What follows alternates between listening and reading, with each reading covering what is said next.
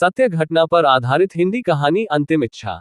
सड़क किनारे एक घना नीम का पेड़ और उसके नीचे एक साइकिल रिपेयर की दुकान। दुकान के ठीक दाहिने हाथ पर कुछ दूरी पर स्थित एक चाय की झोपड़ी। सड़क के दोनों ओर खेत खलिहान व ग्रामीण लोगों के कच्चे पक्के मकान। वहीं पर नजदीक स्थित एक प्राइमरी पाठशाला की आखिरी घंटी बजती है और कुछ ही देर में मास्टर रमाकांत जी अपनी साइकिल को लुढ़काते हुए भुवाल पंचर वाले के पास आ जाते हैं। इससे पहले कि रमाकांत मुख से कुछ कहते, साइकिल रिपेयर की दुकान चलाता भुवाल बोल पड़ा, का जी मास्टर साहेब, हीरो होंडा फिर से पंचर हो गई का।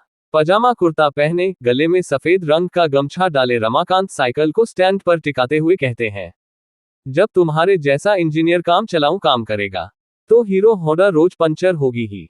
भुवाल रमाकांत की मस्खरी को पहचानते हुए उत्तर देता है, सब हमारा ही गलती है ना मास्टर साहेब। तनिक घाम देखिए कि इतना है, सूरज भगवान लग रहा है, सब जलाकर राख कर देंगे। भुवाल पास में रखे एक मटके की ओर इशारा करते हुए कहता है, पीजिए ठंडा पानी, गला तर करिए अपना, तब तक हम दो चाय बोलकर आते हैं। अरे नहीं नहीं, रमाकांत जी बोले, तुम बैठो भुवाल, पंचर बना दो जल्दी, मैं ही जाकर चाय लाता हूं। इधर नीम के पेड़ के नीचे भुवाल साइकिल को जमीन पर गिराकर उसका ट्यूब निकाल रहा था। उधर रमाकांत मास्टर जी चाय वाली झोपड़ी के पास जा पहुंचे। धूप इतनी तेज थी कि सड़क पर देखने से ऐसा लग रहा था मनो उस पर कोई तरल पदार्थ बह रहा हो। गांव की सड़कें बहुत ज्यादा चौड़ी और सपाट नहीं होती। उसी सड़क पर मवेशी, पैदल चलते लोग, दुपहिया चार पहिया वाहनों के अतिरिक्त सवारी जीप और लोकल बसें आदि दौड़ती भागती रहती। सड़क किनारे नीम के नीचे बैठा भुवाल अभी पंचर के छिद्र को तलाशने के लिए ट्यूब फुलाकर पानी में डालता ही है कि अचानक एक तेज रफ्तार आती हुई बस अनियंत्रित होकर नीम के पेड़ से जा टकराए। ये टक्कर इतनी जोरदार थी कि सवारियों से भरी हुई बस लगभग दो भाग में बढ़ते हुए नीम के पेड़ में पूरी तरह फंस गई। चिलचिलाती कड़ी दोपहरी के शांत वातावरण में अचानक ही कौतूहल उमड़ पड़ा। रोने चीखने की आवाजों के बीच बस में बैठे घायल जिंदा लोग खुद को बचाने की गुहार लगाने लगे।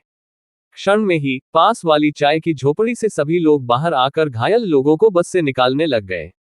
इससे पहले कि दूर थाने से पुलिस आती, ग्रामीण लोग अपना सामाजिक दायित्व निभाने लगे। बस में बैठी कुछ महिलाएं, बुजुर्ग, पुरुष एवं बच्चे मृत्यु को प्राप्त हो चुके थे और जो घायल थे उनकी भी हालत अत्यंत गंभीर थी। एक गांव ही है जहां के लोग सबका दुख पहचानते हैं, अतः पुलिस का इंतजार किए बगैर लोग अपने निजी वाहनों से घायल व्यक्तियों को अस्पताल की ओर लेकर चल पड़े। इस पूरे घटनाक्रम में अगर कोई मौन खड़ा था तो वो थे रमाकांत मास्टर जी। अपने हाथ में चाय के दो कुल्हड़ लिए बेसुध बदहवास खड़े रमाकांत की आंखें अपने मित्र भुवाल को तलाश रही थी। हरे रंग का पेड़ जमीन से ऊपर कुछ दूरी तक खून से लाल हो चुका था। चाय का कुल्हड़ फेंकते हुए रमाकांत अचानक चेतन की अवस्था में पुनः लौट आए और दौड़कर रोते हुए अपने मित्र भुवाल को बिखरी हुई बस के आसपास तलाशने लगे। लोगों से भरी हुई बस की यह टक्कर सच में खतरनाक थी, क्योंकि तेज दोपहरी में भी रक्त नहीं सूख पा रहे थे। आखिर रमाकांत जी की नजर ठीक पेड़ के नीचे व बस से बुरी तरह दबे एक मृत शरीर पर पड़ी। भुवाल ही था वो, उसके कपड़ों से जाहिर हो रहा था। बेशक वो खून में डूब चुके थे, हाँ भुवाल ही था वो, क्योंकि उसने अभी तक साइकिल के ट्यूब को अपने हाथों में जकड़ रखा था। बस और पेड़ के बीच दबा भुवाल का मृत शरीर रमाकांत खींच भी नहीं सकते थे, अतः वो वहीं बैठकर रोने लगे। भुवाल से बड़ी यारी थी रमाकांत की, भला मित्र की मृत्यु पर कैसे न रोते। स्वयं को दोषी मानते हुए रमाकांत ने हाथ जोड़कर भुवाल से कहा, हमको माफ कर दो भुवाल, हम तुमको चाय लाने नहीं दिए। हमें पता होता कि ये हादसा होगा तो हम कभी तुमको न रोकते। तुम्हारी जान मेरी वजह से गई भुवाल, हमको माफ कर दो। इस घटना को बीते अभी एक हफ्ता भी नहीं गुजरा था। एक रात रमाकांत उस नीम के पेड़ के सामने से होते हुए गुजर रहे थे कि तभी एक आवाज आई, मास्टर साहेब चाय नहीं लाए आप। रमाकांत जी को लगा भुवाल ने बोला, फिर तुरंत उनको ध्यान आया, अरे भुवाल तो मर चुका है। गांव में तो रात बेहद जल्दी हो जाती है, आसपास अंधेरा, उस पर ये भुवाल की आवाज। रमाकांत जी का दिल धड़काने लगी। स्वयं को हौसला देते और वहम मानकर वो अपने निवास स्थान की ओर चल पड़े। अगले दिन फिर वही आवाज, मास्टर साहेब चाय नहीं लाए आप। इस बार रमाकांत बिना घबराए नीम के पेड़ के नीचे खड़े हो गए और हिम्मत करते हुए उन्होंने कहा, भुवाल, ए भुवाल। बिना देर किए हुए रमाकांत ने इस घटना के बारे में अपनी बूढ़ी माँ को बतलाया।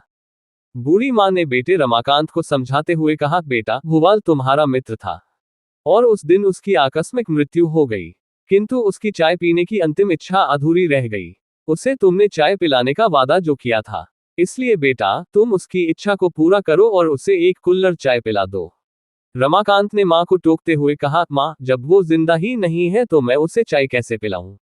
मां ने रमाकांत को बताया, बेटा एक कुल्हड़ गर्म चाय लेकर आज रात तुम उस नीम के पेड़ के नीचे चले जाना और भूवाल जहां बैठता था उस स्थान पर बिना बोले कुल्हड़ की चाय गिरा देना।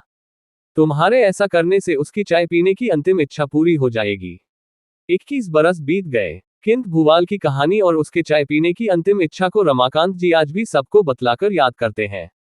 गांव के नए लड़के रमाकांत जी को अंधविश्वासी कहते हैं, पर भूवाल की अंतिम इच्छा अंधविश्वास नहीं बल्कि एक सत्य घटना थी, जिसे केवल रमाकांत ही समझ सकते थे।